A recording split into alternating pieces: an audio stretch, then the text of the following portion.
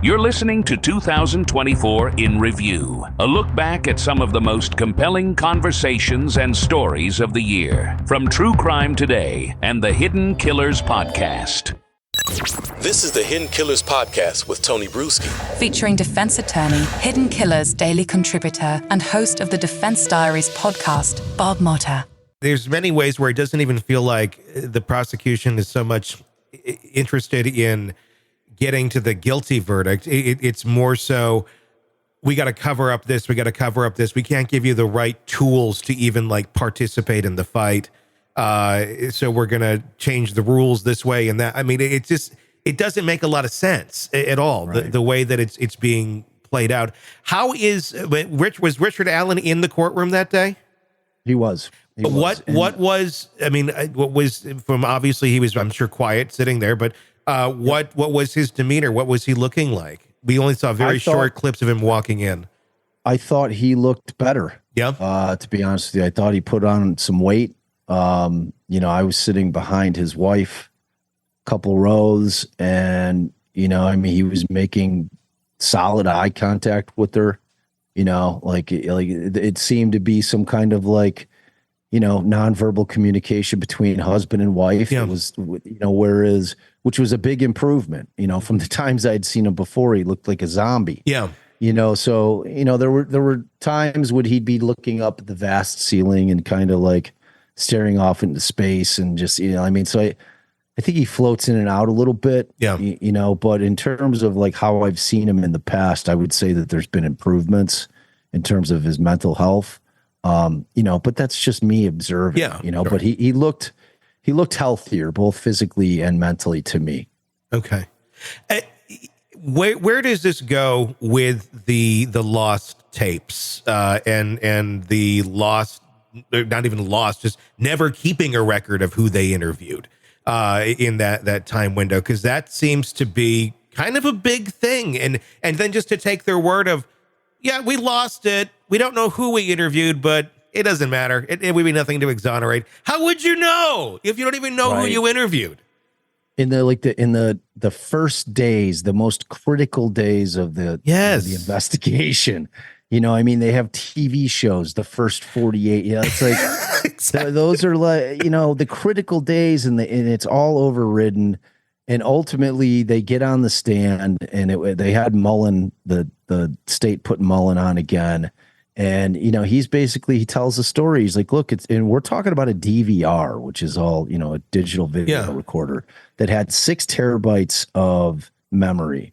And the story that he tells is that somehow a setting got changed in order to have the thing running in the 3 different rooms. I believe he said that it records 3 interview rooms. And so for 3 days, this thing's running, 3 full days, and that somehow that overrides all of those 3 days, because it goes through all the memory and then starts overriding it. And when they finally discovered that this has occurred, now I had somebody come on who's a security expert and tell me on one of my lives, he's like, look, I could just tell you a 1 terabyte DVR is capable of recording that many rooms, 24 hours a day, 7 days a week for 30 days before it overrides. Yeah. So when you do that math, so with 6 terabytes,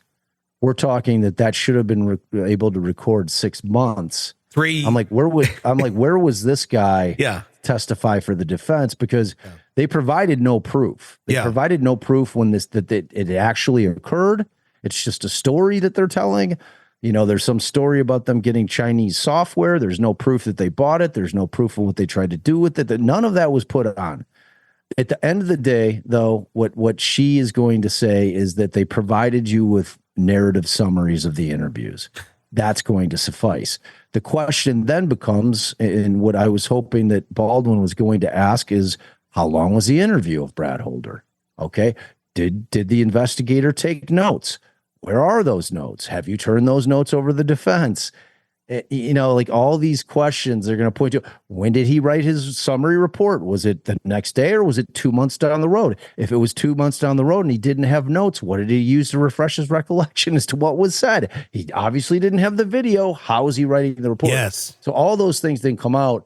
Ultimately, Gull's going to say, I'm guessing is going to say, look, you got the summary reports. You go interview Brad Holder. There's nothing stopping you from doing that. It's not the same all these years later. Exactly. And who knows, he has no obligation to talk to them. No. They're not law enforcement. You know, he could tell them to pound sand. Well, and I'm sure in how many years now, if he needed to get an alibi of some sort, he could have figured that out pretty well at this point in time. A little different conversation all these years later. Absolutely. And, you know, the thing with Holder is, you know, a lot of the pushback with him is that he claims that he does have an alibi, that, you know, he had clocked into work that day and that he clocked out around 5. And, you know, we have no idea if that's true, but even assuming if that is true, what we don't know, we have no idea when the girls were actually killed. Yeah. Like people are just assuming that this happened as soon as they went down the hill. From what I've heard about the descriptions of the crime scene, the crime scene does not belie that fact. It does not demonstrate that that's where it happened, because it appears very much like they were not killed in that spot. They were brought there and staged there. And so, which would mean that it would happen somewhere else. You know, we know that the medical examiner wasn't able to establish a time of death, which means it could have happened anytime from the girls go missing all the way up until the time that they're discovered the next morning. Yeah. So we don't know what the time of death is. So him saying that he was work till 5 o'clock means nothing. No. What happens if the things took place at midnight? You know, under the full moon, you know, with howling wolves and guys wearing Viking hats. Who knows? But you know what I'm saying? Like, so like that's not an alibi to me when we don't know what the time of death is. Like an alibi only works when you know when somebody was killed, right? So it's kind of just shocking that some of this can even take place. That a judge can be like, oh, okay, well, that works. That we can have no evidence. We can have all these pieces of evidence missing, all these interviews missing, and no notes on who was even, and be like, yeah, you know, shit happens. Because look, I mean, at trial, that's when we're going to find out. That's when we're finally going to get our answers as to why the hell the Unified Command decided not to follow this thing. Now, if they can come up with, if their answer is, well, Brad Holder gave us an alibi, so he was off the list. Elvis Fields, you know, he's incredibly stupid and he's got the IQ of a 7-year-old, so he was off the list. He's not capable of this. Johnny Messer, he said that he wasn't in town. You know what I mean? If that's what their excuse like is, that's the evidence, he said. Right, he said, and you know, it's like if that's what it is, the case has a real problem. And then, you know, you have to look at, when all we care about is justice for the girls. I'm like, did they blow it with respect to Richard Allen because they just didn't have enough evidence? And if he is the culprit, like that's the biggest nightmare. So, right, the biggest nightmare would be if Richard Allen was actually the guy and they end up, McClelland can't prove the case up because he just doesn't have enough evidence, or, you know, whatever approach he decides to make just isn't enough. And, you know, and he can't deal with this issue of having, you know, 4 or 5 other alternate suspects that seem as likely, if not more likely, to be the culprits. And then if Richard Allen was the guy and then he walks, like, can you imagine what a nightmare that would be? Like, oh my God, you know, but and all because of incompetent behavior and incompetent police work. I mean, that, right.